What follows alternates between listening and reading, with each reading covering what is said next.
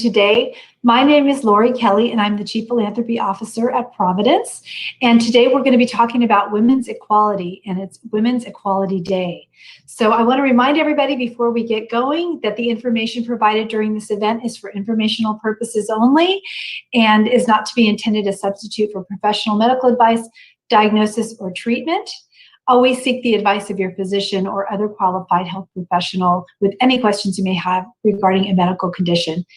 And we're not going to be talking too much about medical conditions today, but today I'm really excited. We've got a great guest today, and we're celebrating Women's Equality Day and all the strong women who came before us. As many of you know, the 19th Amendment granted women with the right to vote. However, the fight for women's rights continues to this day. It doesn't stop there. So with everything going on today in the country, we're reminded that we have a long way to go to achieve equality for all. So in our conversation today on the 100th anniversary of Women's Equity Day, we're going to speak with Providence's Chief Administrative Officer, a member of the C-suite and Executive Vice President, a winner of so many awards, and my friend, Deb Canales. So really excited to have you here today, Deb, and just learn some life lessons that you have secured for us along your journey here. So first of all, tell us, what is a Chief Administrative Officer and what brought you to Providence? Thank you, Laurie. Well, just a moment before we get started to just really celebrate this momentous time in our history. It is a really special day, and I'm so honored to be invited to be your guest today and really talk about what I'm so passionate about. And I wanted to start with a quote before going into my role. I was on my Wise Women Circle last week, and this is a quote by R.H. Sen, and it says, "Some women fear the fire, some women simply become it." And that has been such an inspiration for me in terms of the sisters and what they have really infused and inspired in all of us with regards to carrying on the mission, upholding our values of respect and justice and dignity for all.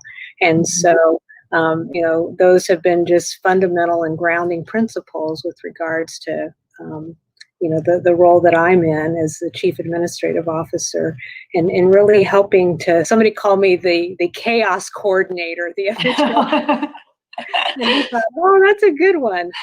And to really harmonize a lot of our administrative pathways and the spirit of which, one of my favorite areas, in terms of oversight is certainly our caregivers.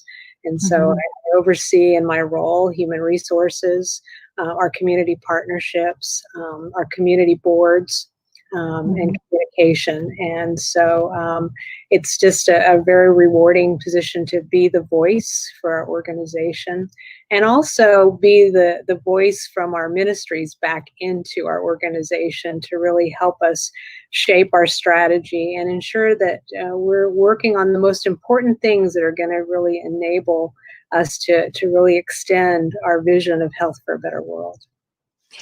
Thank you, Deb. And just for those that may not work at Providence that might be listening in today, the one thing that we do call all of our employees is caregivers. And I don't know, Deb, if you were one of the people that had a hand in naming that, but can you talk even a little bit about how we refer to ourselves as caregivers, whether or not we're nurses or at the patient's bedside? No, thank you. It's a great distinction. In fact, candidates today, and that was one of the things we talked about, and how important all of us, no matter where we sit in this organization, we can be a caregiver for all that walk into our doors or we interact with internally and externally. And it's the spirit of our charisms in everything that we do. And that came from our president and CEO, Rod Hochman. It was one of the first things when I came on board as part of really establishing that distinction that we are beyond an employee. We are caregivers to all. Yeah, I really love that. It's something that at first I thought it struck me a little bit strange because I'm not in I'm in philanthropy. So, but we are all called to this work, and we all are in our own way a caregiver for the organization. Right. And you've talked to me, and you've talked in groups too, about you're feeling called to this work out of the corporate, for-profit sector into healthcare, which is also big business. We know, and we're a huge company. So can you talk a little bit about that calling and what brought you to healthcare? Yeah, so I've been very fortunate and blessed in my career journey, and I worked in global fortune companies from high tech, food service, retail, but there was something missing. And I remember getting the call when I was at HP and Hewlett Packard, and we were going through a lot of change, and a recruiter called me about an opportunity in healthcare, and I said, wow, I had not heard good things about healthcare, and people said that, it really wasn't a good path. And so I wanted to hear more. And so I actually went out and interviewed with an organization in Denver. And there was just something special about being able to bring my whole self, and it really expressed my spirituality at work and know that it was safe. I remember when I worked at HP and I gave my division executive, Jesus is CEO, is a book for leadership. And I remember him having to hide it in a paper bag and take it out of, the office in his briefcase, because it wasn't safe. And I was like, wow, I don't want to continue to work in an organization that really suppresses that, because being completely whole and being able to express that, and that's rooted in the values that I have, that we espouse, is really so important for me to be at my best. Right. And I think even, our practice at Providence, before a meeting starts, we settle ourselves just down with the reflection. Sometimes it's religious, sometimes it's not, but so welcoming, and also just kind of sets the table for the kind of organization that we are. And talk about a little bit about your pathway and how the sisters have influenced your work today and how they've inspired you. Yeah, I think that the stories of our Sisters of Providence and our Sisters of St. Joseph, and just their perseverance through so many challenging times, whether it be a pandemic, whether it be, the philanthropic efforts that they did in terms of asking for money, and just how they showed up doing what they needed to do, and just really having the courage to be the fire, and to really ignite and be a tremendous model, but also be humble in their efforts. And I think how excited I am to be able to continue to pass that legacy on to others because of that spirit. I remember going to visit the Mother House, and I remember talking to one of the sisters about when she entered the convent and when she was called, and she talked about, the work of becoming a sister, similar to Janis Joplin. And, she goes, how Janis rocks out, and you just, that's love on fire. And she said, that's who I am. I'm just, in terms of expressing who we are, extending our mission, I am love on fire. And I've just really taken that to heart in terms of my passion and just my conviction, and really standing up for justice and dignity and respect. Why I have such passion around our position of hashtag not here, in terms of not standing for any discrimination, within our organization, or sexual harassment. And it's just, those things that are just absolutely paramount with regards to upholding our people with that utmost respect. Let's talk about a little bit about that you just touched on. And the sisters also instructed us always to follow the signs of the times. And I think they were really ahead of themselves, because they weren't stuck in what, the status quo. They were always moving forward. And you just referred to Not Here, and there was the Me Too a couple of years ago, a big movement. And, we're talking today about women's equality and a lot of issues that women face. And so you were very vocal in taking that, that torch, I'd say, you were on fire, and kind of saying, Providence is not going to stand for that. We do believe in the Me Too movement and not here. And could you share a little bit more, if you would like to, about your story and your conviction for why this needs to be talked about more and shared? Yeah, so one of the things that it was a couple of years ago at a Modern Healthcare Women's Conference, I was on a panel, and we were talking about women's equality and the whole notion of sexual harassment, and I revealed my personal story. And I was married for a little over 25 years in a very violent, both physically and verbally, relationship, and I had to escape my marriage just to get out. And it was really scary. I was fortunate. I call them my angel squad, and I had a wonderful circle of wise women who were around me, who really helped me through a very tough time in my life. And so I made a commitment to myself and to really pay this forward. And that's why I have such conviction to really help, women who are in situations. And what was so interesting is after that reveal at that Modern Healthcare event, how many women, very senior women, came up to me to thank me because it gave them courage to really rethink about their own situations and to know that there's help.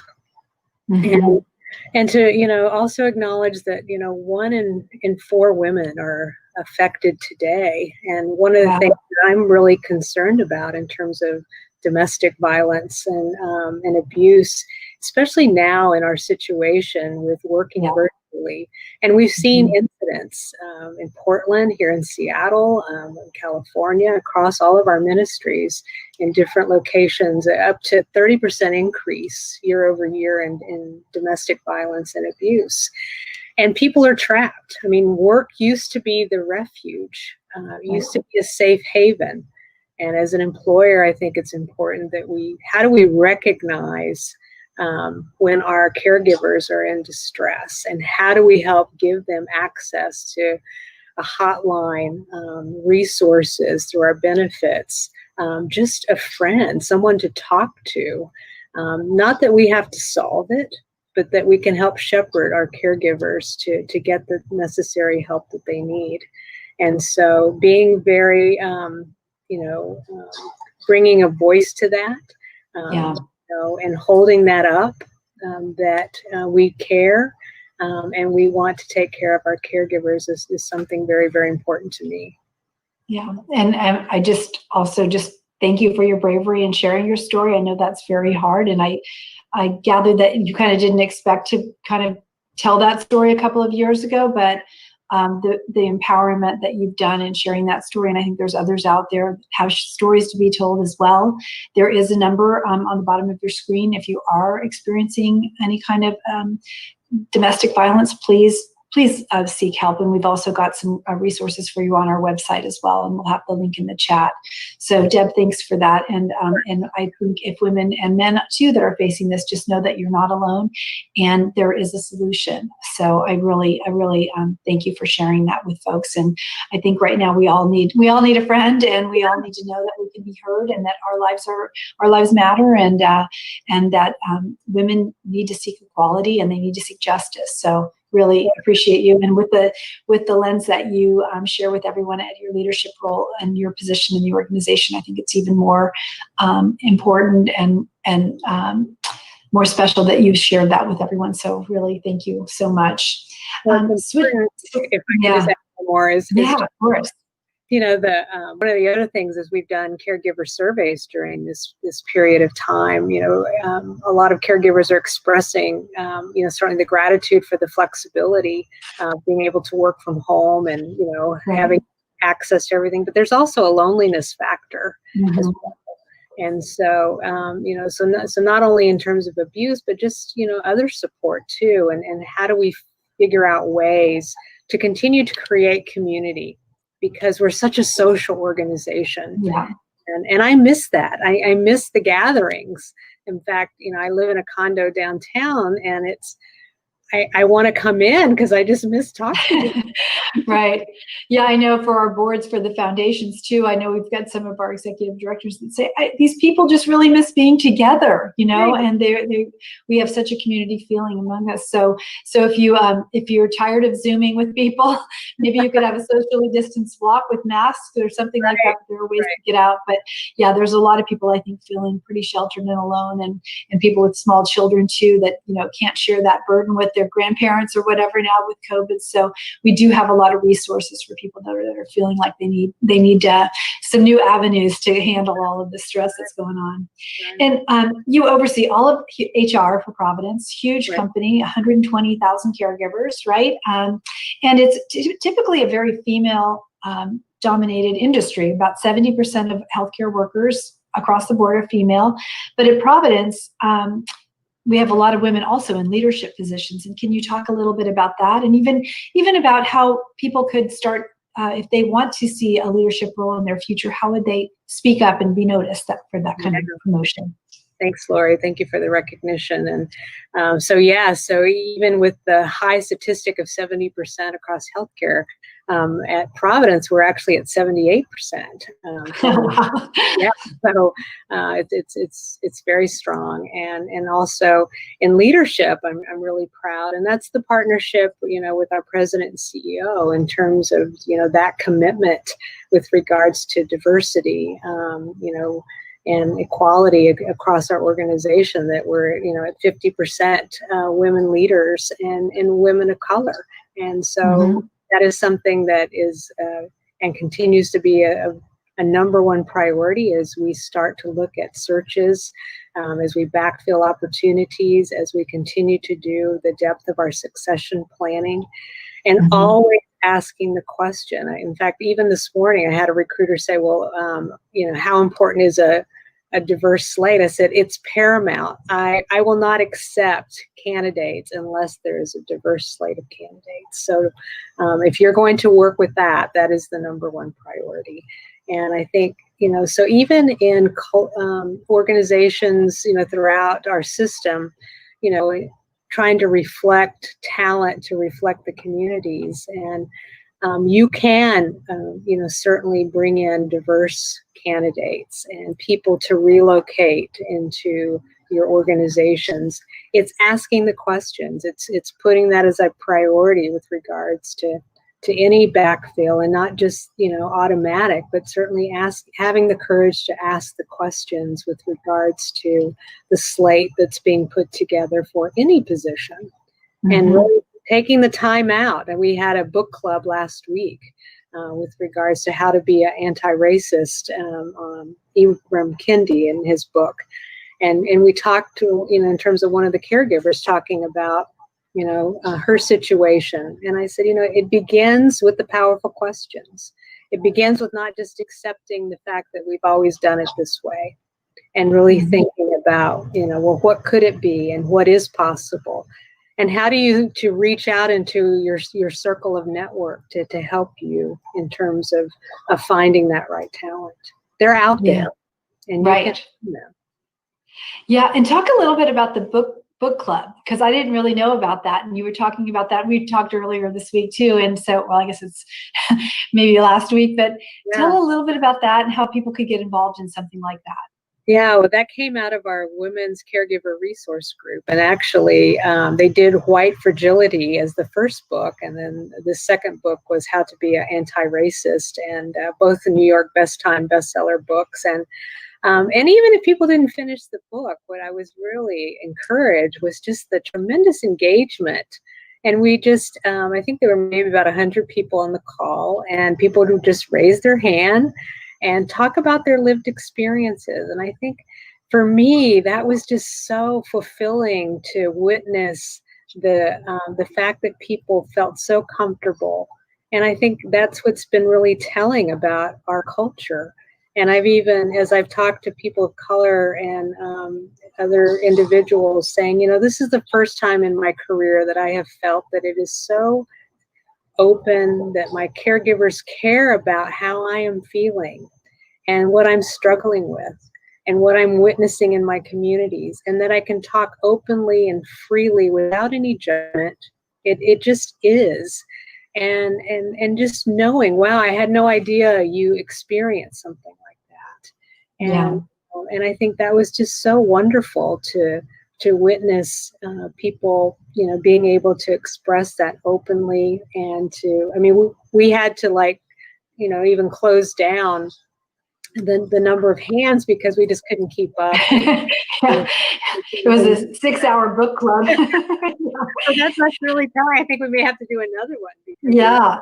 So how was that advertised or promoted? How did people find out about it? So we sent out the invitation through our members of our Women's Caregiver Resource Group, and then we just asked them to keep forwarding on to others. And I think we'll keep expanding that, as we look at other ways to include, or even doing on-site locations, to expand that. But we have a meeting tomorrow with the steering committee, and so we're going to continue to look at how do we expand that portfolio of offerings, because there is a lot of interest and pull for that. And I think it helps to also just break up in terms of all of our Zoom meetings, and to be able to just think differently and really stop for a moment and just explore. And it was enlightening to me as I think about, one of the elements of the book was, how can you shape policy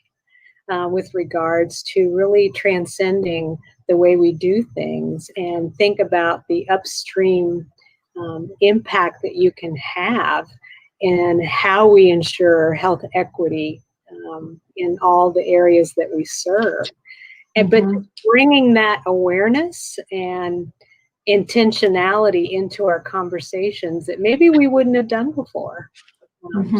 I don't have all the answers. I don't profess to. The answers are in the circle, and that's what's exciting, to pull that out. Yeah. So, I think you and I are the same age, and so we've had our share of work experiences. Never worked in a pandemic before. Yeah. And so, for you, what's been your big takeaway during this time? I mean, what's been the biggest surprise, I guess, or what's been the biggest aha moment that you've had, or something? Yeah, I think it's the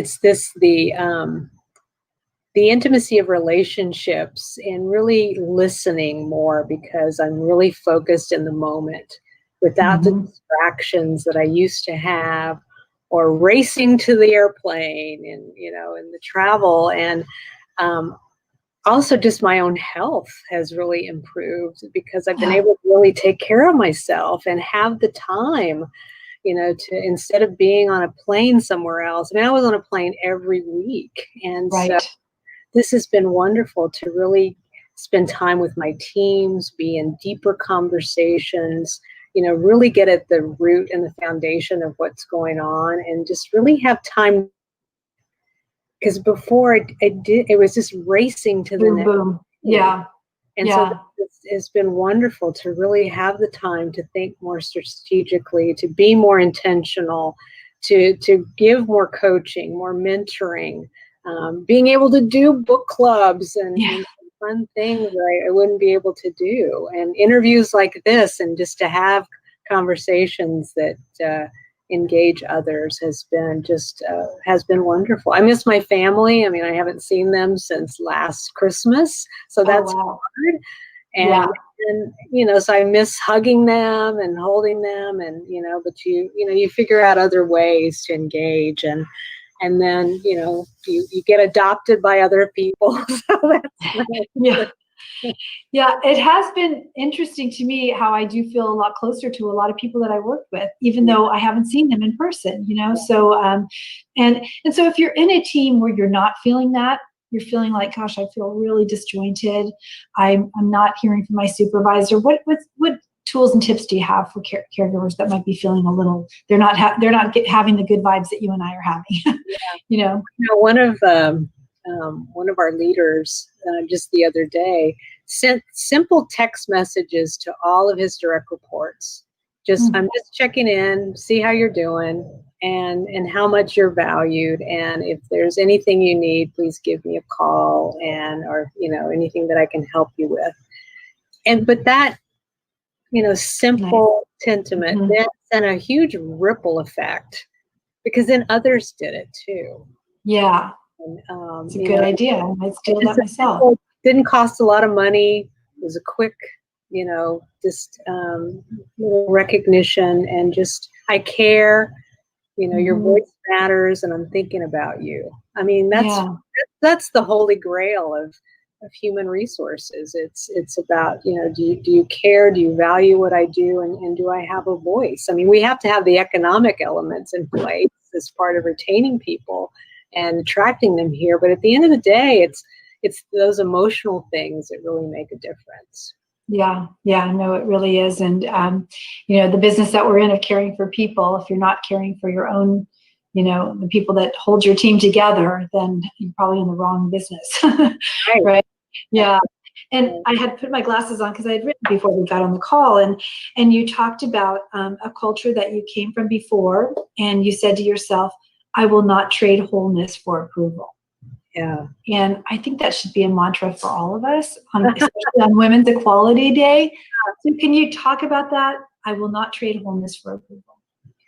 Yeah. So, my whole career, starting, and I wrote an article years ago about the different stages of women that have played out, and,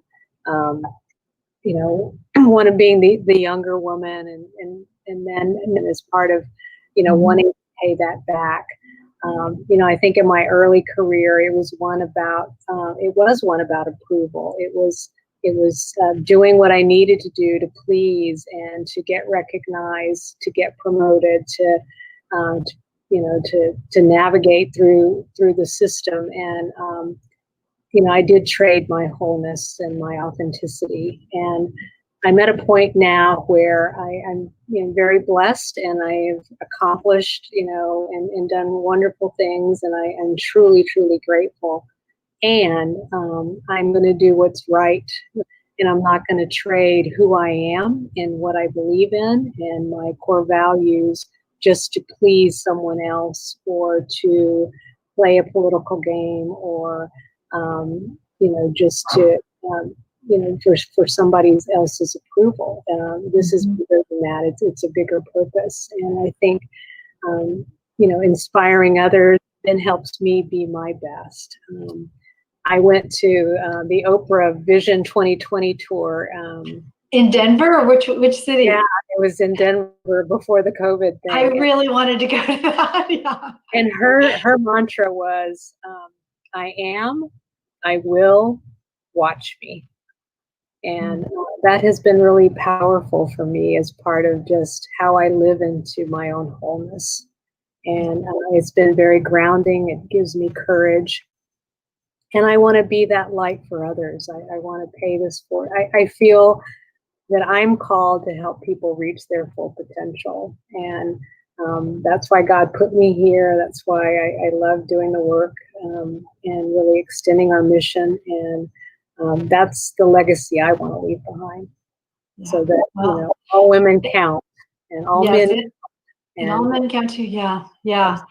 And when you say, it gives you courage, then in turn that gives other people courage. And just the way that you so calmly and confidently and caringly go through your work, and all. Every time I see you deal with someone, whether it's something that needs to be firm, or whether it's just a casual conversation, just I think as leaders we can take a lot from you, and as people that are coming up the ranks too, just seeing a leader like you and the way that you live your life, it's just very inspiring for all of us. So thank you for that. Well, you too. No, I just think I just feel so lucky to work in a company, and not everybody is lucky enough to land in a place like Providence. And so I think if we can kind of espouse those values and let other people know that it can happen elsewhere too, right? We can really power the world. And so as women, just take that torch and lead that through. So what other things do you want to share? We're just about at the end of our time today. And is there any last words you'd like to leave people with? I think it's important that, for me, part of, I shared with, as I was going through some really tough times, surrounding myself with a circle of wise women. I about my own personal board of directors. And I think that's what's really helped me, is always having a circle of just amazing people around me to try on conversations, to test things, to get reaction, to calm me down in terms of my own interpretation of things. And I think doing more of that, as we have time today, as part of how important relationships are in our organization, to continue to build that inner strength and inner self-awareness and courage, to really ask the powerful questions and to do what's right for our organization. And I think that's just, one of the best things that has really helped me as part of being able to be that voice, and the voice for the voiceless. So. Great. Find your own personal board of directors. Isn't that a great lesson to take with you? Yeah. If your friends are not going to be on your board, you may want to think about the friends that you have, right? Right. I'm not on anybody's board. That's so great. Well, Deb, thank you so much for your time today. It's just been such a fun conversation. I hope everybody enjoyed it as much as I did. And thanks to everybody for listening. I hope you feel inspired to work for positive changes in your own community, in your own workplace, in your own home. And like the strong women who came before us, remember to use your hard-fought right to vote and to help achieve equality and equity for all. So once again, we talked earlier, anyone affected by abuse or needing support, please call the National Domestic Violence Hotline at the number on your screen.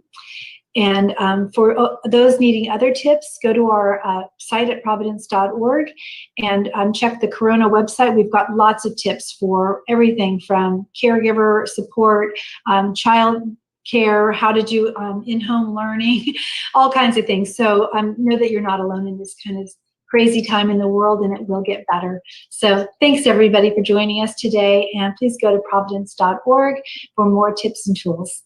Thank you. Thank you.